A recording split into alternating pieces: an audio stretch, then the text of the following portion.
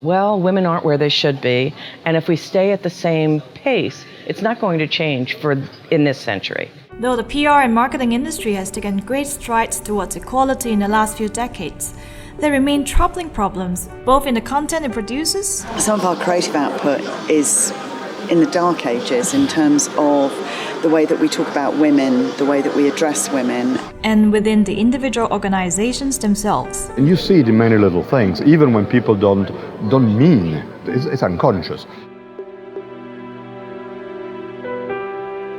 I don't think there is lack of respect for women, for example, or any of those parameters, but I think there is stuff that we are signaling very unconsciously. It's those meetings you stop getting invited to, it's the email trails you drop off, it's that sense of just being left behind.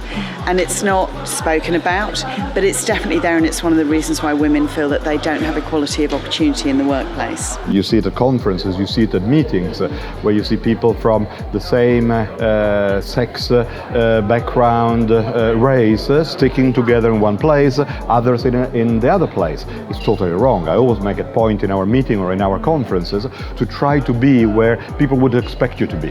I look at the issue of where women are leading. If I look at Hong Kong as in that one example of a McKinsey report from 2011, 52% of those who graduate are starting out in industry, and only 2% are in the C-suite. There's lots of issues that have been rumbling on for a long time, like the glass ceiling and equal pay and equality of opportunity. I don't think anybody's in the business now. No one is foolish enough just to promote, someone because of their gender. It's obviously about talent.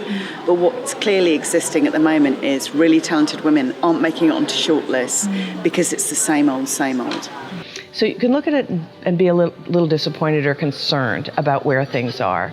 These and several hundred more global industry heads had converged in Hong Kong at Campaign 360 to discuss the importance of gender diversity and improving awareness of it. Gender diversity really means raising the issues, understanding why it's unproductive for the agency not to have a gender equality, have a plan to instill it, give confidence to women in our business to be absolutely equal to men in their performance, equal in salary, and help them to raise the opportunity. You have lots of young, talented, highly trained, highly motivated females and a generation of female talent that exists in Asia, that if you don't look after it, it will go and work somewhere else. It's not about whether I'm a woman or man, it's about what is our joint interest, what is our joint goal. I think for brand and consumer as well, consumer actually doesn't look at brand as you are that brand, but are you part of with me in the journey? Do you share the same value or objective? Our business is all about doing the right thing on one side, because it's important for our talent and our workforce, but also because it's important for us as a business. I mean, we pretend to be the people who best understand customers, which means understanding diversity, which means dealing with diversity issues every day in our profession, in what we do. So what are we going? We're going to teach our clients, and we're going to position our brands for our clients in that way, but then we don't do it internally in the agency. How can we do it if we don't have that diversity, if we don't have that understanding, if we don't have the right workforce to have this discussion and tackle these issues on behalf of our clients? I'm not saying that it comes from an unwillingness. I think it just comes from a level of difficulty, and I think our audiences now expect brands to work harder and to be more in tune with them. At the end of the day, we need to ask what do consumers actually want? What do they connect to? And what is the culture they believe in? So that is something I think the brand needs to be more aware of, rather than making gender issue as a brand issue. I think it is a social issue and culture issue we need to address, and that's relate to consumers. The real question comes as how? How can the industry actually further gender diversity? And the answer isn't as simple as flicking a switch. However, there was agreement from our subjects on the overall strategies companies can implement. Everything starts with awareness. So if you don't make people aware of the unconscious bias, then there is no start point. So in order to get to a start point, you need people to realize that they are making unconsciously actions or gestures that are having a different interpretation on the other gender, even if you didn't mean to. A lot of the self-doubt women have, others are feeling. So if you can create those small communities within your own company or through, organizations that are formed to support women, either in the marketing and media industry or other industries, you're going to find you're not alone. There are a lot of people who are feeling the exact same thing. And just by having those discussions, you can start to strengthen your own toolkit and deal with some of the adversity that takes place. I think the important thing is to talk about it, to make diversity a normal theme of conversation in the agency. It needs to be part of our training program, so it's more than just talking about it. It needs to be explained, it needs to be rationalized. We need specific programs, like, we have Omni Women at Omnicom, which is very important to raise the issue, to create mentorship, to create training, to create confidence in people to stand by their beliefs. I do see the merit of putting an organization structure or system to support continued improvement, because without framework, without principle, we easily lose track. Make our industry more attractive to people because, of different genders, of different persuasions, of different orientations. We do it by raising the issue, we do it through mentorship, we do it with specific gender-specific programs to raise the issues and to instill confidence, and eventually making sure that we have enough women in senior position and they're treated exactly the same in the balance between genders. We have to stop thinking of men as the problem.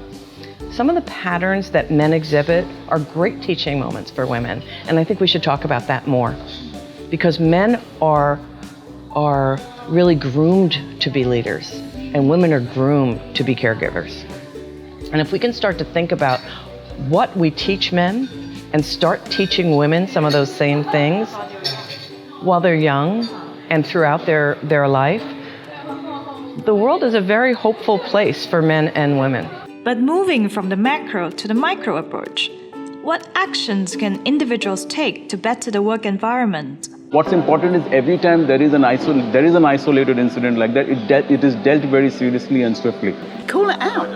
It depends on the situation, but call it out and put yourself forward, and don't be afraid to seek promotion or go and say, okay, I think I'm ready for this next step. How do I get there? What do I need to do? Ask what you want and ask what you need, and be very clear about what you want. If I feel I'm excluded, I will approach and say, what are you talking about? I'd like to be part of that. I think I need to take initiative rather than waiting there to be invited. I think I need to take initiative to be part of the conversation.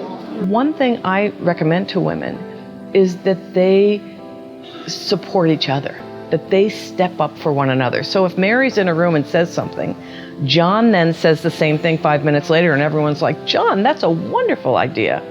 It's a responsibility of the other women in the room to say, great idea, John. I think that's exactly what Mary was getting at about 5 minutes ago. How many after dinner events, let's call it events, that we've seen where ladies are saying, oh, but you're probably too tired, and now it's time for you to go to the hotel, and we go off to do something else. How many times have we seen that? The important thing is not to participate. It's to send a message, no, I'm tired as well, I'm going back to the hotel as well, or let's change the plan, let's all go together to do something else.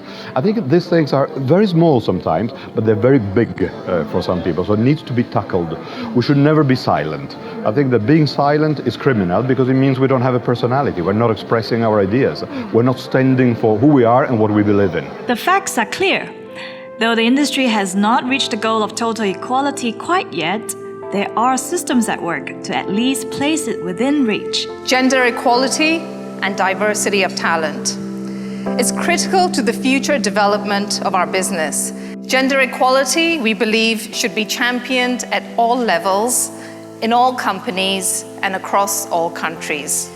To make change a reality, we'll unveil the mandate for change, an action plan that will allow agencies to play an active role in driving gender diversity within their business.